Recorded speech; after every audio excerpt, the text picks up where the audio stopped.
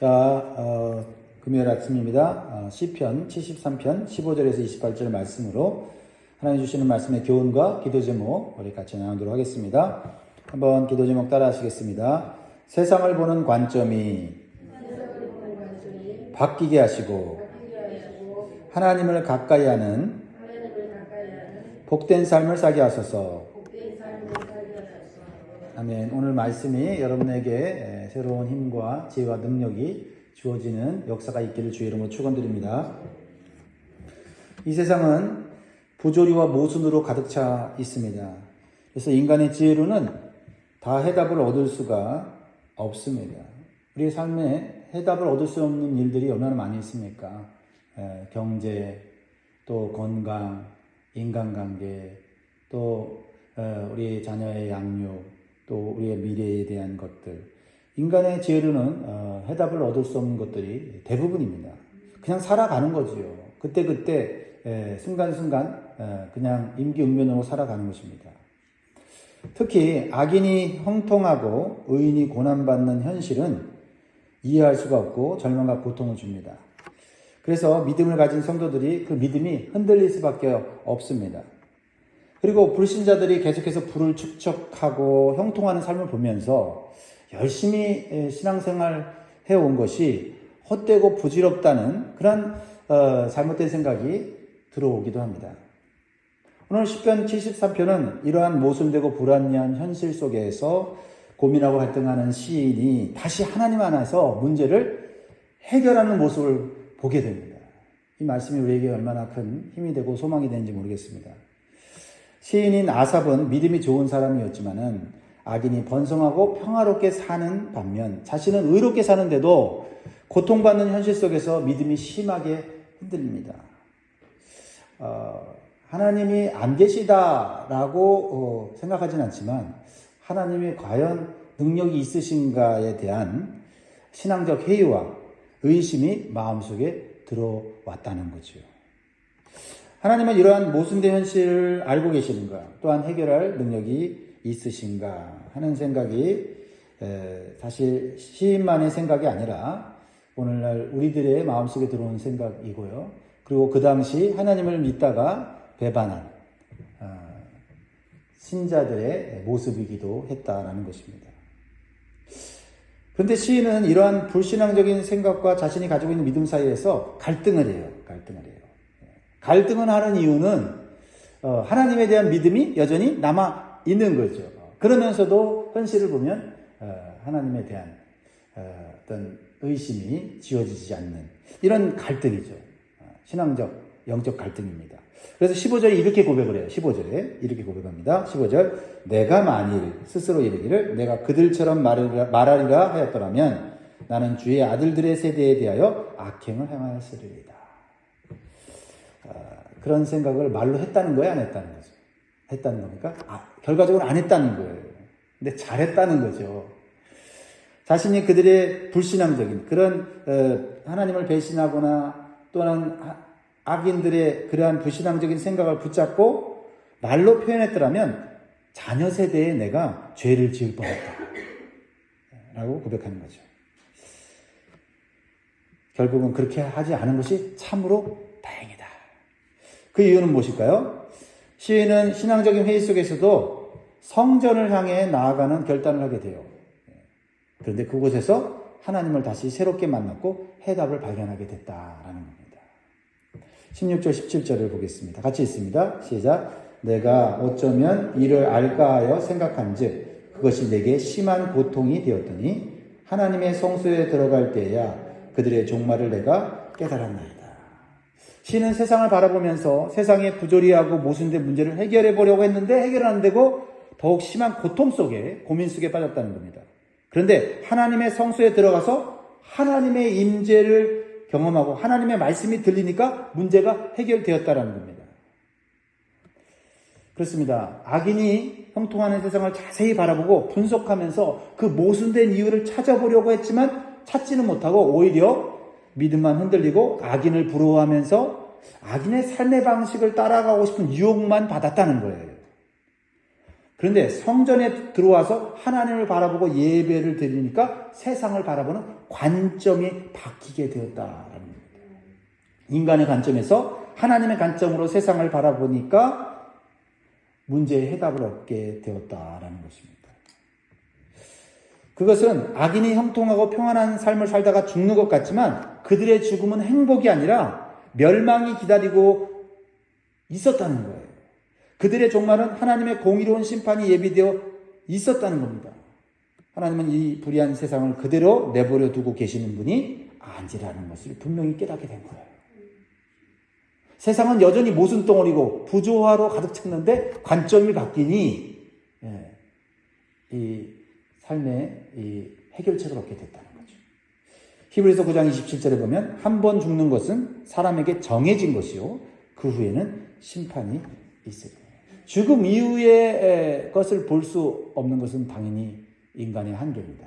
근데 죽음 이후의 삶을 알고 계시는, 다스리고 계시는 하나님이 성전에서 그것을 보여주시니, 깨닫게 하시니 인간이 볼 수 없는 세상의 관점을 하나님의 관점에서 볼 수 있게 되더라라는 겁니다. 관점이 바뀌면 세상이 달라집니다. 그렇습니다. 사랑하는 성도 여러분, 우리가 아무리 세상을 바라보면서 세상 속에서 해답을 얻으려고 해도 인간의 지혜로는 해답을 얻을 수가 없습니다.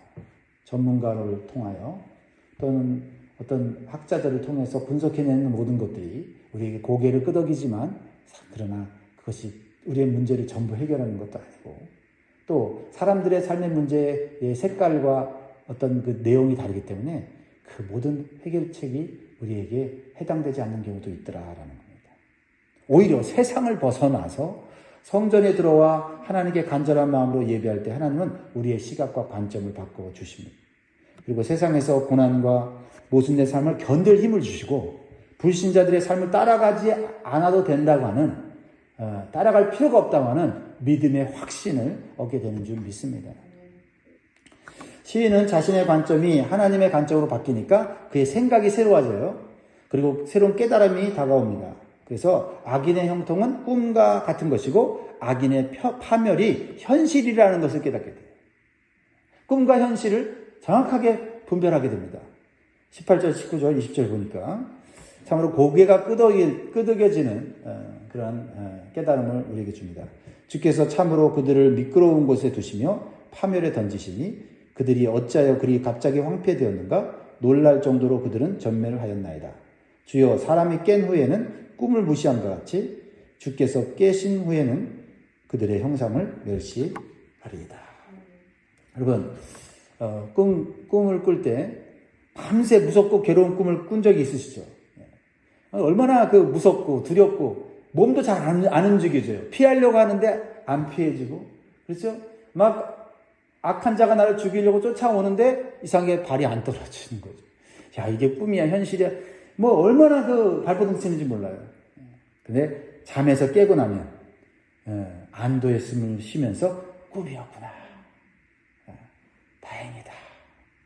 특별히 꿈에서 뭐 무서운 일도 당하지만 내가 또 죄를 짓거나 뭐 사람을 해하거나 막 심지어는 죽이는 꿈까지 막 꾸는 경우도 있잖아요. 그래서 야, 나 이제 인생 망쳤구나, 끝났구나 하는데 잠에서 깨면 다행이다. 내가 그런 죄를 짓지 않아서 다행이다. 그렇죠? 이런 일들이 있지 않습니까? 꿈과 다른 현실을 우리는 즐기고 감사하게 돼요. 야, 그래도 꿈이 아닌 게 얼마나 감사한가. 그래서 시인은 지금 자신이 겪고 있는 불합리하고 모순된 고난은 자신의 생명을 결코 위협하거나 망하게 하는 것이 아님을 깨달아요. 이러한 고난과 고통은 하나님을 붙잡고 살아갈 때 지나간다라는 거죠. 꿈에서 깨어나는 것처럼 일정 기간 지나고 나면 하나님께서 주시는 복되고 평안한 삶으로 우리가 살아가게 해 주신다는 거죠.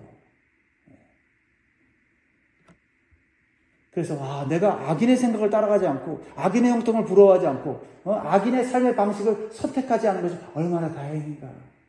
하나님이 나를 인도해 주신 이 현실을 내가 끝까지 견디고 나면 나는 정말 평안하고 복된 삶으로 갈 수 있구나 하는 그 마음이 들어온 거예요. 이 시인의 마음에. 이 말씀 얼마나 좋습니까? 얼마나 감사합니까? 얼마나 평안한 마음이 생깁니까? 이제 시인은 이러한 복된 현실과 미래를 바라볼 수 있는 관점과 깨달음이 생기니까 그는 하나님 앞에 회개할 수밖에 없게 되더라는 거죠. 회개가 나오게 되면 이 불합리한 세상 속에서 내가 가졌던 어떤 의심, 불만, 불평, 원망, 절망들이 회개로 쏟아져 나오더라는 거죠. 그동안 자신의 믿음이 흔들렸던 것과 하나님에 대한 의심, 그리고 악인들의 삶을 부러워했던 모든 것은 하나님 말씀을 깨닫고 나니, 하나님의 관점을 갖고 나니 부끄러운 죄악에 불과했다. 그래서 21절에 내 마음이 산란하며 내 양심이 찔렸나이다. 심지어는 자신은 주님 앞에서 짐승 같다고 고백하면서 자신의 무지와 불신앙을 철저하게 회개하는 모습을 보여주죠. 22절 내가 이같이 우매 무지함으로 주 앞에 짐승이네. 사람도 아니다.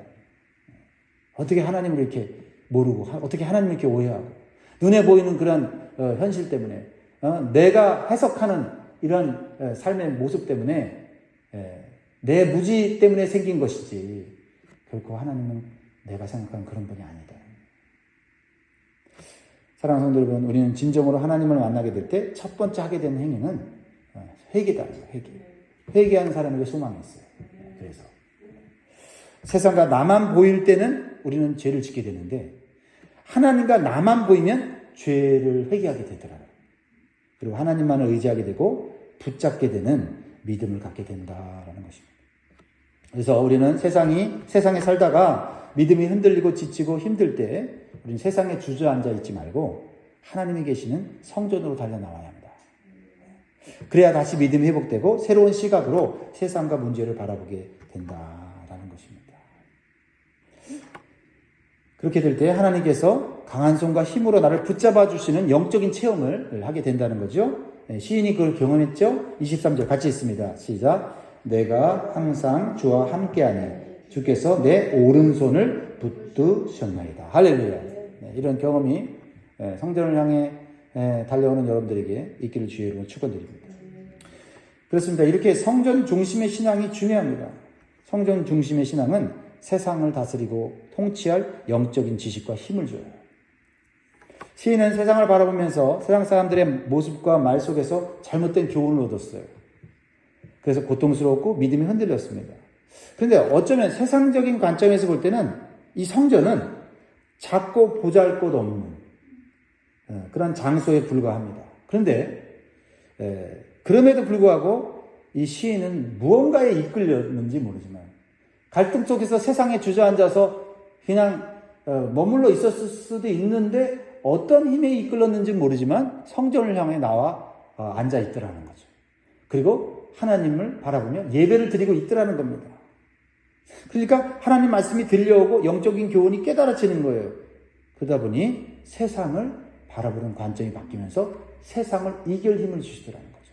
세상이 바뀌지 않았고 여전히 의인은 고난을 당하고 악인은 형통하고 죽을 때까지도 평안한 악인들도 있는데 이제 그것이 자신에게 바다가 되지 않더라는 겁니다.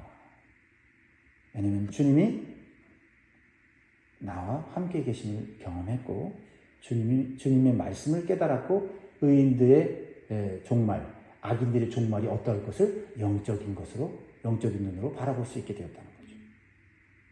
자, 24절 주의 교훈으로 나를 인도하시고 후에는 영광으로 나를 영접하시리니. 현실을 뛰어넘은 초현실, 그 초현실은 나에게 이루어질 확실한 종말의 때 그것을 보게 되더라는 거죠. 이제 시인은 성전에 임하신 하나님께 온전한 예배를 드리니까 세상에서 보이지 않았던 하늘이 열리는 걸 보게 돼요. 성전에서 드리는 예배를 통해서 하늘이 열리고 그곳에 주님이 계신 것이 보이고 주님이 하늘 보좌에서 이 땅을 통치하시는 것이 보이는 거예요. 그러니까 이 땅에서 보이지 않았던 주님의 주권과 통치와 섭리가 느껴지는 겁니다. 그래서 이렇게 고백하는 거예요. 25절 우리의 고백이 될 쯤 있습니다. 시작. 하늘에서는 주 외에 누가 내게 있으리요 땅에서는 주밖에 내가 사모할 리 없나이다. 누구만 보여요? 하늘도 땅도 주님만 보이는 거예요. 그러니까 세상의 모순과 불합리함이 결코 주님 앞에서 모순되고 불합리한 것이 아님을 보게 되는 거죠. 그렇습니다. 영적인 눈이 열리지 않았을 때는 악인의 형통과 의인의 고난만이 보이고 불공평하고 모순된 삶의 문제만이 보였는데 성전에서 하늘에서 계신 주님을 바라보고 이 땅을 통치하시는 주님을 바라보니 주님이 너무나 좋은 거예요. 주님이 너무나 사랑스러운 거예요. 주님 밖에는 나의 소망이 없다는 것을 깨닫게 되는 겁니다. 그래서 여전히 내 삶에는 고난이 있고 고통이 있는 현실이지만 눈물 나도록 찬양과 감사가 나오는 것도 현실이더라라는 거죠. 그래서 26절에 내 육체와 마음은 쇠약하나 하나님은 내 마음의 반석이시요 영원한 분기시니라. 참 놀라운 영적 체험을 하는 거죠. 세상에서 의인으로 살면서 악인의 형통을 보며 괴롭고 힘들었는데 지금은 여전히 힘들고 고통스러운데 그 고통으로 인해서 신앙적 회의가 느껴지는 게 아니라 하나님이 나와 함께 계심으로 하나님은 나의 반석이시고 영원한 분기시다라는 이 찬양이 나오는 거예요. 찬양이 나오는 거예요. 감사가 나오는 거예요. 그래서 사실 이 시편으로 만든 찬양이 우리에게 큰 은혜를 주지 않습니까? 이러한 말씀의 교훈을 깨달은 성도가 만든 찬양이죠. 하늘 위에 주님밖에 내가 사모할 자 이 세상에 없네. 그죠? 네. 내 마음과 힘은 믿을 수 없네. 오직 한 가지 그 진리를 믿네. 주는 나의 힘이요. 주는 나의 힘이요. 주는 나의 힘이요. 영원히 주를 의지하리. 주는 나의 힘이요. 주는 나의 힘이요. 주는 나의 힘이요. 영원히 주를 의지하리. 영원히. 오늘 이 찬양 한번 유튜브에서 찾아서 한번 들어보면 오늘 말씀의 교훈과 함께 여러분에게 놀라운 힘을 주실 줄 믿습니다. 이제 시인은 성전에서 하나님을 만나고 관점이 바뀌고 생각이 바뀌고 진리를 깨닫게 되니까 하나님을 떠나 사는 것이 가장 어리석은 행동이고 아무리 형통한 삶을 살아도 그 삶의 마지막은 멸망이라는 것을 정확하게 깨닫게 되는 거죠. 그래서 27절에 이렇게 말합니다. 무릇 주를 멀리하는 자는 망하리니 음녀같이 주를 떠난 자를 주께서 다 멸하셨나이다. 내가 고난과 고통 속에서도 주님을 찾고 있고 주님과 함께 있으면 그게 영원한 복이구나. 하나님을 의심하고 세상을 부러워하는 것이 음료를 사랑하는 우상숭배와 같다는 거죠. 그리고 우상숭배는 하나님께서 제일 싫어하는 것이기에 결국은 멸망할 수밖에 없다는 겁니다. 그래서 하나님 없이 형통하고 평안한 삶을 사는 악인들이 더 이상 부럽지 않은 것이고 믿음이 흔들릴 필요가 없다라는 것입니다. 그러면 이제 시인은 마지막으로 믿음의 결단을 하게 돼요. 회개하고 깨달음을 얻고 영적 체험을 한 사람은 믿음의 결단을 할 수밖에 없죠. 뭡니까? 하나님과 함께하는 삶이 가장 안전하고 가장 복된 삶이라는 것입니다. 28절 마지막 절입니다. 같이 있습니다. 시작. 하나님과 가까이함이 내게 복이라. 내가 주 여호와를 나의 피난처로 삼아 주의 모든 행적을 전파하리이다. 그리고 시인은 나처럼 세상의 부조리와 모순을 보면서 흔들리는 자에게 자신이 경험하고 깨달은 말씀과 주님의 은혜를 나만 갖고 있지 않고 신앙적 회의와 의심을 가진 사람들에게 간증으로 나누겠다고 결심을 해요. 그렇습니다. 우리가 받은 은혜와 말씀의 깨달음 그리고 영적으로 체험한 간증을 우리 주변의 성도들과 자녀들에게 나누어서 그들의 믿음과 신앙이 자라도록 도와줘야 될 줄 믿습니다. 사랑하는 성도 여러분, 우리는 이 세상의 모순된 기준을 따라 사는 것이 아니라 하늘의 영원한 기준인 말씀을 따라 살아가기를 원합니다. 그리고 세상에서 문제를 해결하는 것이 아니라 성전에서 문제를 해결하는 법을 배우는 복된 신앙이 되시기를 바랍니다. 그래서 하나님 안에서 관점이 바뀌고 생각이 바뀌고 삶이 바뀌어 하나님을 가까이 하는 것이 복된 삶인 것을 깨닫고 승리하는 저와 여러분 되기를 주의 이름으로 축원드립니다. 기도하겠습니다.